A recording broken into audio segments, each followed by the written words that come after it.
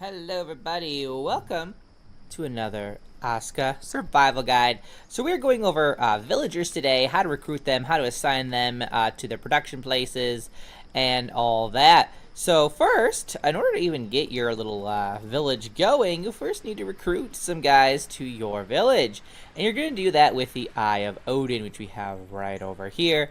You'll find this, I believe, in the, where is this? The settlement? Indeed, the settlement tab here. And you just have to make that. You can only have, one of these in your village, just FYI. Now, to make this, you will need 2 long sticks, 8 normal sticks, 6 small stone, and then 2 large stone as well. And then once you make it, that is what it looks like.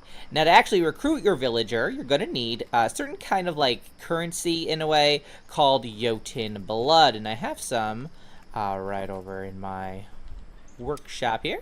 That is what it looks like right there, the Jotun blood.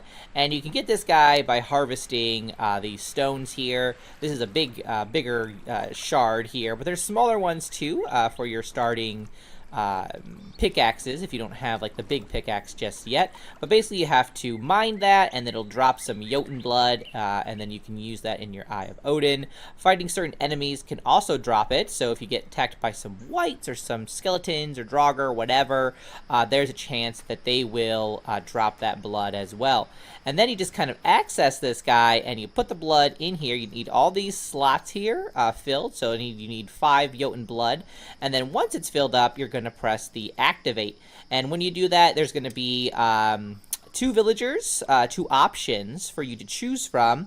And I would definitely say know kind of what you're looking for. Like, for example, if I knew that I needed a woodcutter, I would try to see if any of them have something that is good in woodcutting, or at the very least, they don't have like a debuff in woodcutting. So make your selection, and then it'll take a certain amount of time for the villager to show up. Starting off, you're looking at like 3 minutes, and that time limit will increase steadily over time, the more villagers you have in your village.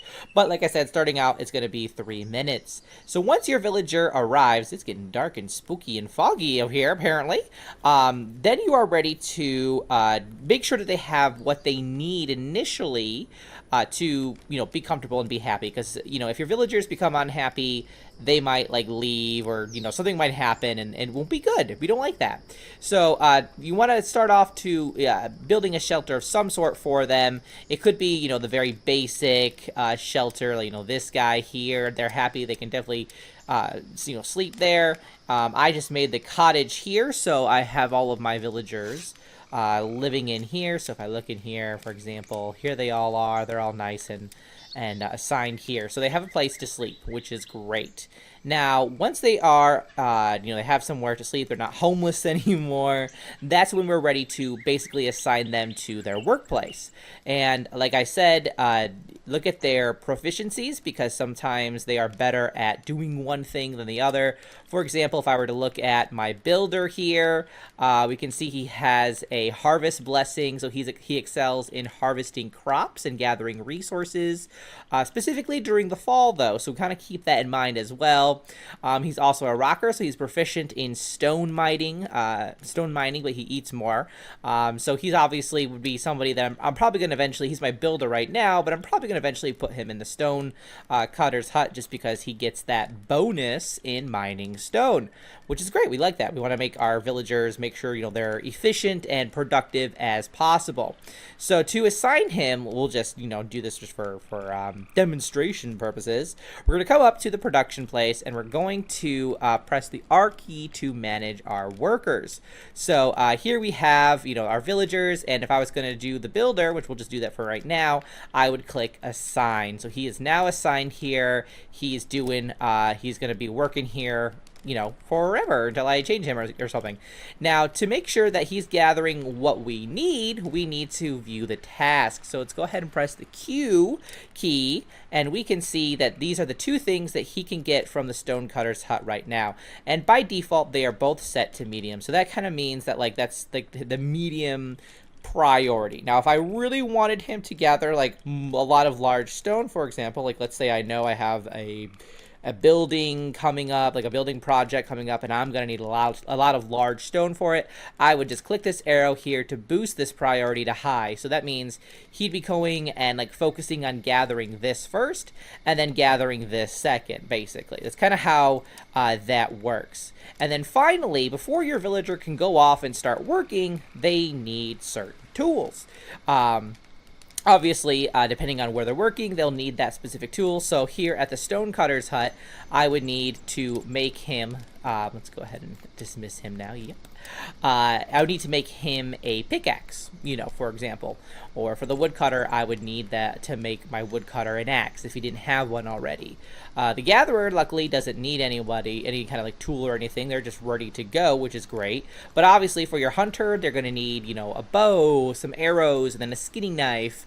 Or your fisher, they're going to need your fishing rod and fishing bait. And then, you know, your farmers, they'll need a hoe, right? So you just got to make sure that they all have the tools that they need. And if I go up to one, you can kind of see how you go about giving them. So let's say I had a tool that I wanted to give to one of my villagers. I would just go up to one of them. You can see we have the T key for trade. So I would access that, which allows me to get into their inventory. And I would just take my large stone pickaxe, for example, and I would just I usually put it in their hand. You can definitely put it in their inventory, but I like to just have them directly equip it. And then boom, they have it. They're good to go. They're all happy. They have what they need. They can go and do work. Now, one final kind of like bonus tip is their schedules. So if we press the tab key, we kind of get to the settlement menu. We can see this is where they, you know, here we have their information. We can see how hungry they are, thirsty, sleepy, warm. It tells us how happy they are, which is not exactly, they're not happy right now because they don't really have any protection.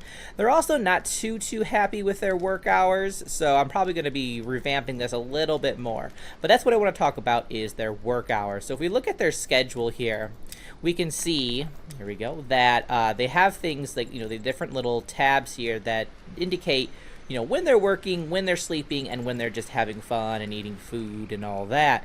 So obviously the gold here is for when they're working. And depending on how much you want to work your guys, you know, you could definitely have more of the work. For example, if I didn't want them to take a break here anymore, I would just I'd click work, and then I'd click the little block of time, and then I would just click it, and they'd be working during that hour. But I want them to have a little break there. There we go. So that's kind of like how that goes. So the kind of key here is to give them a decent balance if you want to make your villagers happy. If you don't care about their happiness and you don't mind turnover, I guess, and bringing in some new guys to replace the ones who are leaving or whatever, by all means, you know, work them as hard as you want. But if you want to have if you do want to keep them happy, if you want to keep them around, and it's a good idea to keep them around because they do develop higher proficiencies. They're a little bit faster, they're a little bit more productive. It's not a bad idea to keep them happy, basically. You just make sure that they have enough leisure time.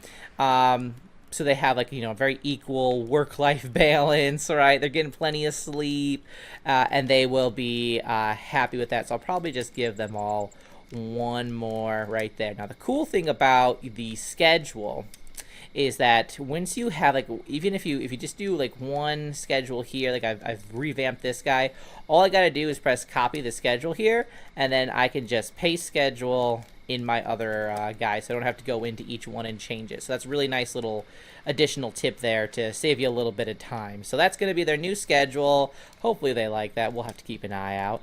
But that is it on how you assign villagers, how you get them, how to make them sort of happy. We'll go into a happier, how to make your villagers really happy in another video, but that'll get you started at the very least. So thanks so much for watching. If you have questions, let me know in the comments.